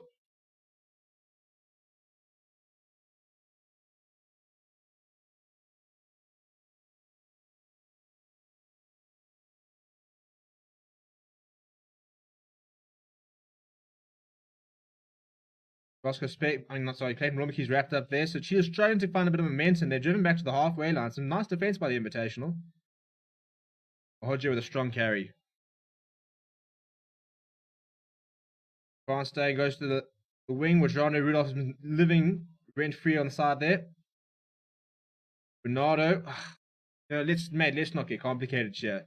No look past chicken wing and it's a knock-on, so we'll start with the scrum. And that kind of sums it up for the Cheetahs. Just no real enterprise or any sort of X factor, anything really. No sort of ideas on how to get through the Invitational side. Right, let's look at some of the comments. So I say Murray scrum half, big half, fly half, 12 Farrell, Henshaw 13. But who was I watching? I think it was Rusty Erasmus that was saying, look at the fact that there's a Scottish attack coach, Gregor Townsend, and there's a lot of players in that Scottish backline. So I'm trying to decide here. I mean, I think Owen Farrell probably will start. I wouldn't be surprised if we see Chris Harris starting as well. I like him. Very, very good defensively. And I think from an outside centre, the ability to have that sort of defense, be able to read the defense so well, is a very, very important attribute. So I think he's got a bit of a shout. Francois say, I think the Lions will start with Henshaw at 12, Daly 13, Farrell and Russell on the bench. Not too bad players coming off the bench at all. Do not underestimate the importance of Elliot Daly's boot at altitude. Well, that's pretty much the sole reason he's been picked. Well, most people seem to think. I tend to agree. Gruja say, let's talk about the SAA squad. I'll do a video picking an SAA squad, but we'll have to kind of wait for that 45-man squad to be announced. But trying to think of an SAA squad off the top of my head. Oxenchair, Joseph Dweber maybe, and maybe Thomas DeToy or Carl Usari would be a decent front row. The thing is that SAA side is from the Springbok setup, so it's very different to an invitational side where players can sort of just be pulled up and they're not part of that Springbok setup. So I'm trying to think of players who will be included in that box squad that will get to play that SAA side. So I mean, I'd be interested. I'd love to see Joseph Dwyer be part of the box squad. So I reckon that could be a potential front row. Locks. I don't know if Ruan Nokia is part of the alignment camps, but I think he could be in with a shout. It also depends on the injuries. We've got Leo Diago and RKS Naaman who are both a bit of touch and go. Loose Trio, I think we could be seeing Marco Mustard, maybe an Albert Lowe. Jasper Visa, sounds like he could be involved. Maybe those could be sort of some of the part of the loose trio. Penalty there for the Invitational. I think scrum half, you probably look at Kobus Reinach for the SAA side. Fly half, maybe Morne Steyn. He's involved. Wings. I'm trying to think of what wings we get to see. During Corsi, I'm hoping we'll get a bit of game time. I'm interested to see which wings they're going to call up, actually. I mean, are we going to see Edward van der Merwe, for example? Some people talking about him. Centers, I'm hoping that we're going to see maybe an Esterhazen Simulanic lineup there. At fullback, well, Warwick Galan's injured, so I reckon we could see Damien Billinson at SAA at fullback. I enjoy the SAA, and I'm actually quite upset that the SAA Invitational side has dropped away, because I also think that's always quite nice. Get quite a young squad together, or players you've been overlooked for a long time, give them an opportunity, let's see what they can do. A couple of changes here. Mahoja's off for Massain. Duncan Sol's on as well for the Cheetahs.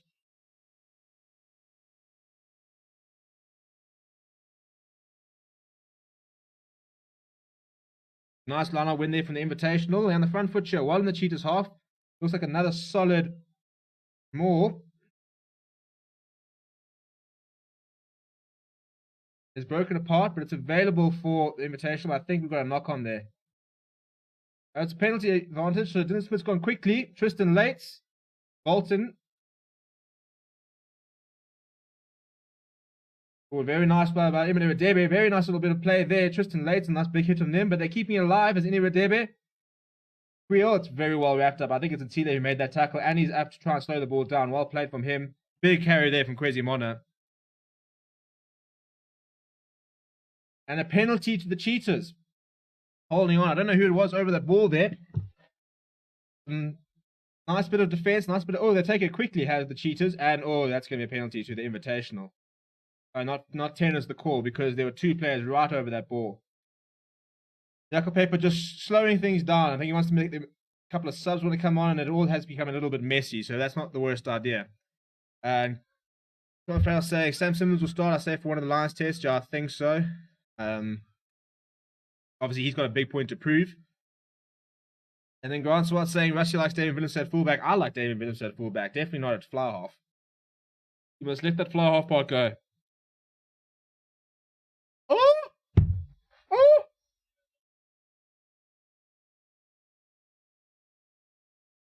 We've got a dislocated finger there. I think I think it's John Joster. And he's currently walking off, and I wasn't quite sure what the issue was until you see his pinky's currently pretty much looking like that. So if you had a look at his hand, that's kind of what he's looking at the moment. That didn't look particularly good.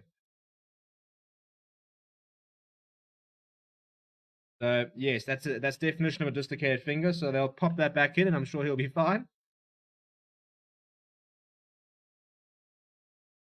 Surely Vincent Tuka should make the SAA team. He has such a big Bok future. Well, I think we're going to see one of Ulrich Lohr and Vincent Tuka in that 45-man squad. Don't think we'll see both, unfortunately. I think we're going to see Jasper Wiese. So I think the loose forwards, we're going to see the squad. Let's say that there are going to be 6, maybe 7 loose forwards. It's going to be Dwayne. It's going to be Pete. It's going to be Diaklees, obviously. It's going to be... I think Marco and Staden. I think we're going to see Jasper Wiese. So I think we're going to see Ulrich Lohr or Vincent Tuka. Ooh!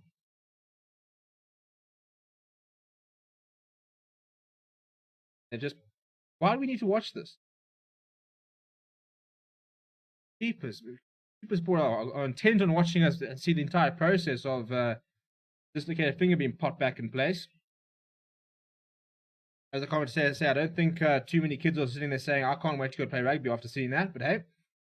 Anyway, the Invitational are under a bit of pressure here. The defensive lineup, they've won it though. Dylan Smith is marshalling his troops. He's actually been quite well today.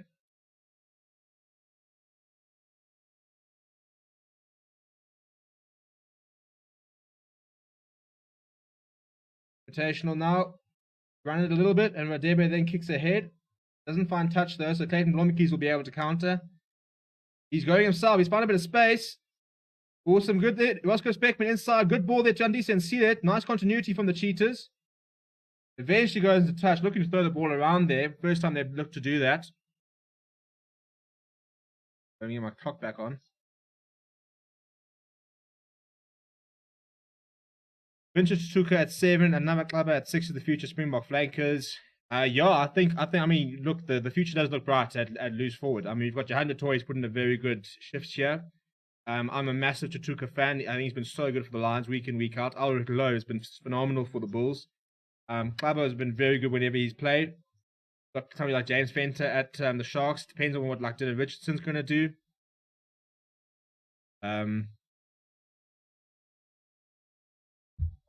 I'm very interested to see how the Tuka brothers do. I mean, Emmanuel comes on, and I think he's actually bigger than Vincent.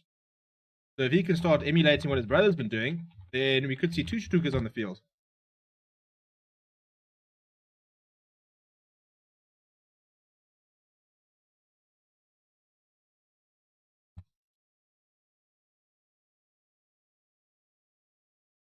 Trying to see what the difference in size is here between the 2 Tuka brothers. They are both very, very large.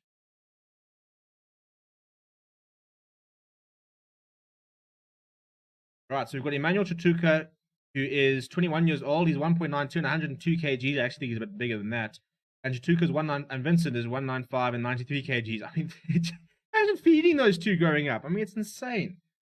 I think both those players could be players to watch. Nama Klaba, as we've said, very good player to watch. Johanna Toys look pretty good today.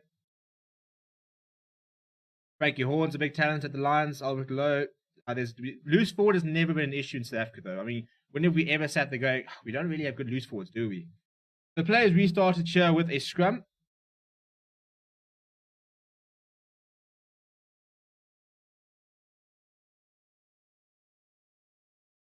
And Smith looking for the cross kick, for the box kick. He hoists it nice and high. Keys, it's a good take, but it's a good chase up from Tristan Late. They've managed to retain it though. Not great ball for Tion Mayo, who gets a very good pass out. Now the Cheetahs with some good offloading, but it's been well intercepted by the Invitational, but they're going to go back for a penalty with the advantage. And Cheetahs actually just running out of time to win the game here. Come on, my scoreboard was running wrong all this time. So yeah, 21 points to 36, 15 points is the balance, 19 minutes to play. That can't be right. Those boys are bigger than that. Yeah, I think it's a little bit out of date. It's on Ultimate Rugby. To be fair, Emmanuel's still got his profile from Wits. So I'm imagining that he's putting a bit of weight from there. I'm trying to see if they've got maybe profiles on the Lions website.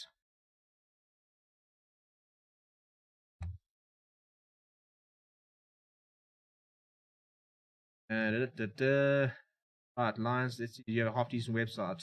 Featured player. I don't want to see a featured player. Where are the rest of the players?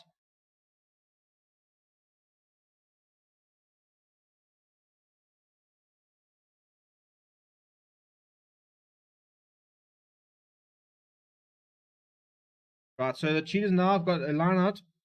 They've formed a maul, which is steadily keeping going. They're on the 5 meter. They're literally right on the try line. Looking for a pick up and go here from on Andisa and Sila. No, they're going to use it as Tion Mayo.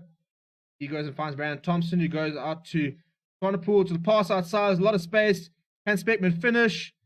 He goes himself. Squeeze the arms. They've still got possession, and Swanepoel will go over. Sorry, hang on. We time off here. I think we're going to have to go and check it. Try is the call. Swanepoel scores the second of the day. The Cheetahs hit back. Well played by Roscoe Speckman there. Wasn't the greatest pass out wide. There was some space. Tried to go himself. Managed to free his arms, but couldn't quite get the pop away. And Swanepoel was there to make sure they kept possession and eventually went over himself. So nicely played here from the Cheetahs. First sort of go forward ball and platform they've had the entire half, and they've made it count.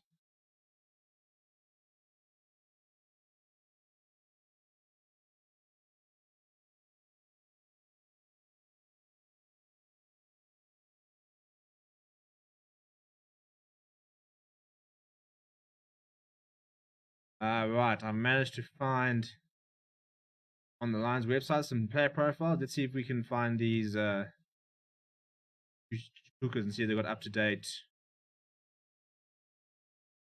Match the photo. That's not... Okay. So Vincent Tuka, they're saying is 107 kg. Doesn't give us height here. Not particularly helpful website. And Emmanuel, who I thought looked bigger when he came on, they're saying is 102. So yeah, well, there you have it. That's what the Lions website's saying. But I agree, they do look bigger than that when they come onto the field.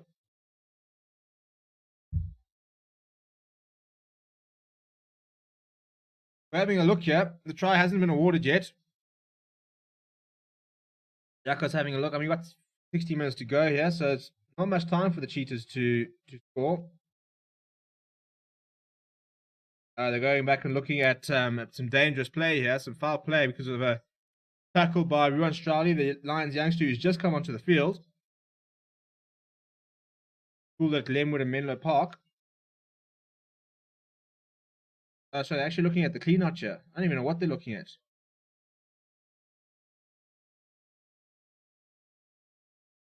Okay, so Ruan Strali, I mean, I don't think that's too dangerous there. He goes to his arm and kind of steps up. So it's an unfortunate sort of way that he's fallen. Has Louis for the best days in. The clean out comes here on Rudolph Smith. Yeah, I think he's going to be in trouble there. Looks like the clean out on Rudolph Smith is on his head. Doesn't look like it's arms. Difficult to see who the player is in question. Rudolph Smith's actually currently down right on the other side, so he obviously got up and kept playing. I don't know who's down here for the SM Invitational. It looks like it could be Smith.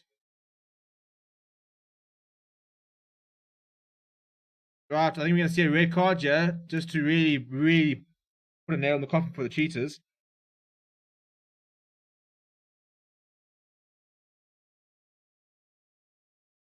Okay, so he's just come on the park, and now it looks like Conrad van Vuren is going to go off the field with the red card. Yep, red card to the Cheetahs. So no try for them.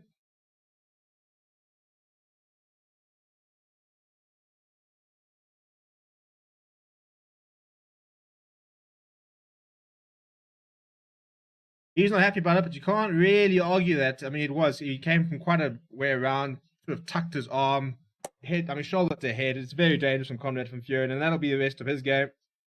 Even if there was Rainbow Cup rules and you could replace a man with 20 minutes, it wouldn't matter because we are less than that.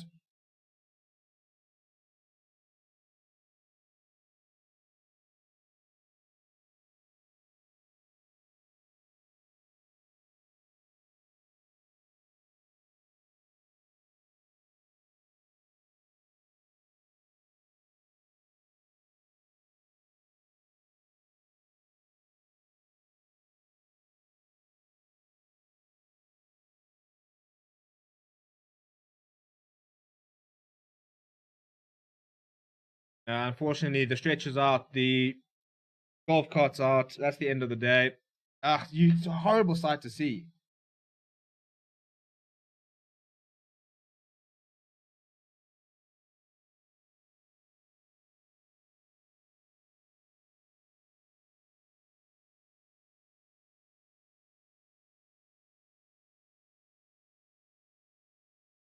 Guido saying, come Cheetahs, and Grant Swans, the Cheetahs are in trouble here. I think that could be the end of it for the Cheetahs.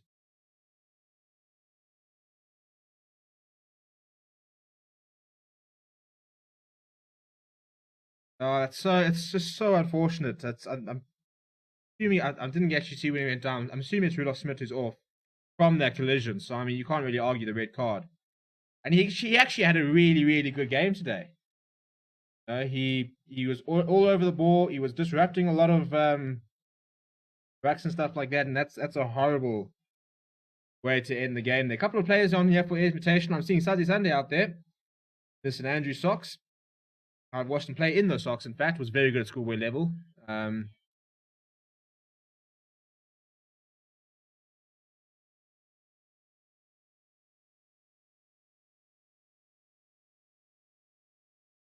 Yeah, confirmation. It is Rudolph Smith. I mean, he was so good today. Probably one of the best players for the Invitational. I mean, I think he must have won about 3 or 4 penalties on the ground. Tackled really well. Had so many injury issues, and then this. So Conrad van Vuren can have absolutely no complaints about that red card. He's just put somebody away off in a stretcher because of just being reckless. And CHEETAHs off as well. Bit of a try assist with the boot there from him. So not a bad day's work for the flanker, but probably not as involved as you'd like to be.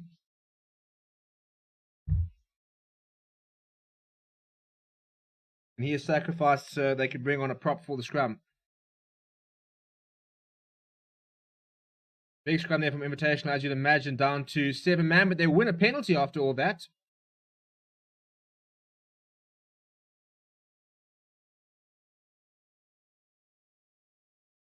You've got Queni on there for Invitation. I mean, sorry, not for Manali Mossi is on for the Invitational. Trying to see who else is on. I think we're seeing Quenzo Blosso's on.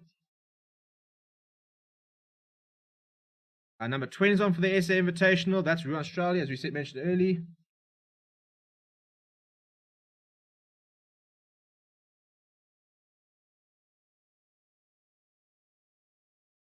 Right, so the Cheetahs have got a penalty. They're on the 5-meter line. They need to score here. They've got 14 minutes to make up 15 points. Good more set up at the moment. Obviously playing with a man down. That ball's not going anywhere at the moment. The ball's available at the back. Going to have to use it soon. Having said that, it's all broken apart. And we'll go back for the penalty.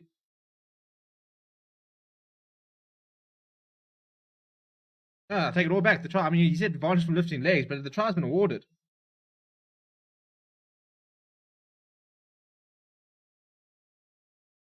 Okay, what's going on here, chap? Communication.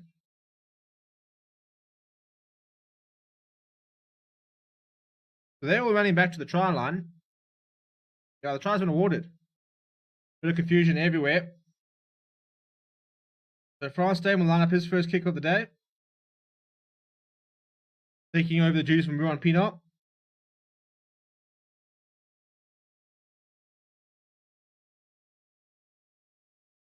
That's a fantastic strike from France Day. So the Cheetahs move up to 28 points with that try from Lee van der Westhuizen. Probably a little bit too late, too late, but yeah, I mean, maybe a bit of a fight back here from the Cheetahs. Dan, saying big ups to you. How's it, Dan? Hope the Eastern Cape is treating you well. Hope you have purchased the goods for your moment in the sunshine tonight.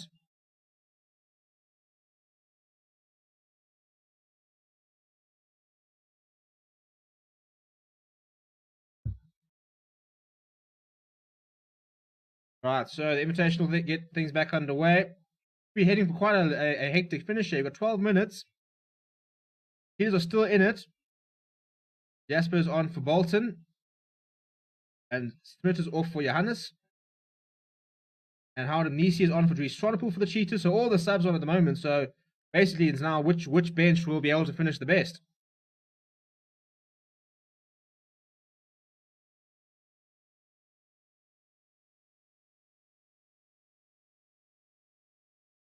Egan Johannes goes on the right. I mean, that's a horrible kick. I mean, why would you do that? You're on the front foot and he just chipped it over to Roscoe Speckman, who takes the mark, easy as you like, and they kick into touch. Bit of a poor decision from the replacement scrum half.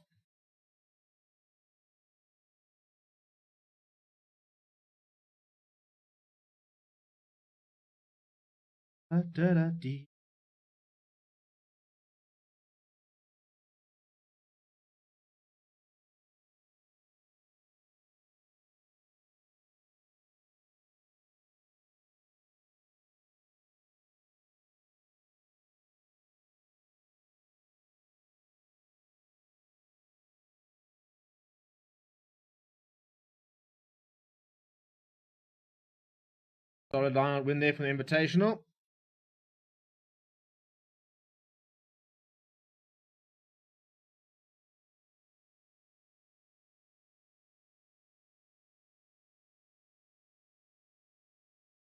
Solid kick up there from Keegan Johannes. A much better kick, and the Cheetahs think that they're away, but they're being called back for a knock-on. So it's all just getting a little bit messy at the moment. We saw such a nice free-flowing game in the first half, but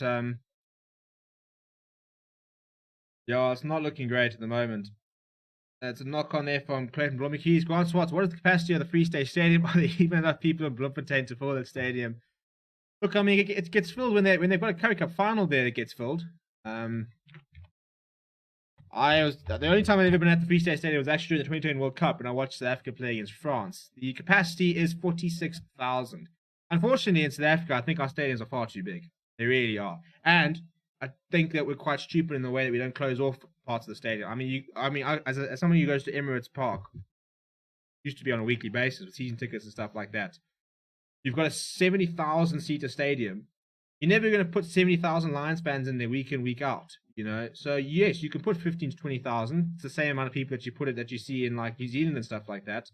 But because it's such a big stadium, you know, it looks half full, which it is. Ooh, well played by the Invitational. A fantastic run there by the sub. Was Jasper there? They go back for the penalty. But Joe, what I was saying, I don't know why these stadiums, when they do have fans, don't close off the top half of the stadium. You know, I mean, obviously with COVID now, that's not really going to be a deal now. But in normal situations, they really need to work on closing the top half of the stadium and fill that bottom half. Get a nice sort of atmosphere going in there. I mean, as I said, 46,000 in the Toyota Stadium. If you close the top half, I reckon you're closing off about 26,000. Then you've got 20,000 seats. And try and put 15 to 20,000 people in there every week. And that's a decent crowd, a decent atmosphere. But you want people to be in the same place and not just sort of dispersed around the crowd. This doesn't really work, does it? The Lions don't have 70,000 fans. I'll tell you what. I was there for the Lions versus EP promotion game. And I reckon that's probably one of the best atmospheres and some of the fullest I've seen Ellis in a long time. But yeah, I mean, you don't get 70,000 people there every week. And the sad thing is, even if they have got 23,000 fans in a stadium is not a bad number. But our stadiums are just too big. Anyway, the Invitational got a penalty and they're taking the points, but Radebe has gone off to the right. So they're looking to try and sort of see off the rest of the game. Not the best kick from Radebe. He's been good today. Had limited opportunity, but when he has, he's looked quite bright actually. The supposed to be the face of the EP renewal, revival, and see when they can come back under the stewardship of Peter Villiers. But the Cheetahs are running out of time here. They've got 8 points deficit with 7 minutes to go really. And for the Invitational, it's just about doing the small things right and getting around over the line as they go from left to right. Well read by Speckman, forcing the tackle. Invitational inside their own half.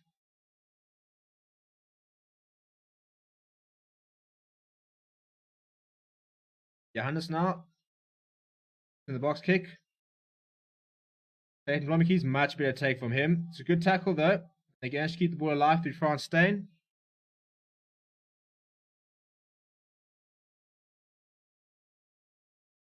Blommeke's trying to sort of show and go there. Sean O'Farrell, yet most stadiums in the Pro 14 and around 10, with the Viva Stadium at around 55,000, but most teams use 2 stadiums, one for big games and one other for middle games. I'd also like to see that a little bit more. You know, we've also got so many stadiums in the country. That'll be nice to sort of see.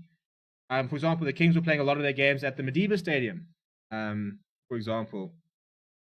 But that's another thing. I mean, you've got things like, why not have a Stormers game at the Donny Caine Stadium and pack all the Steadies students in there?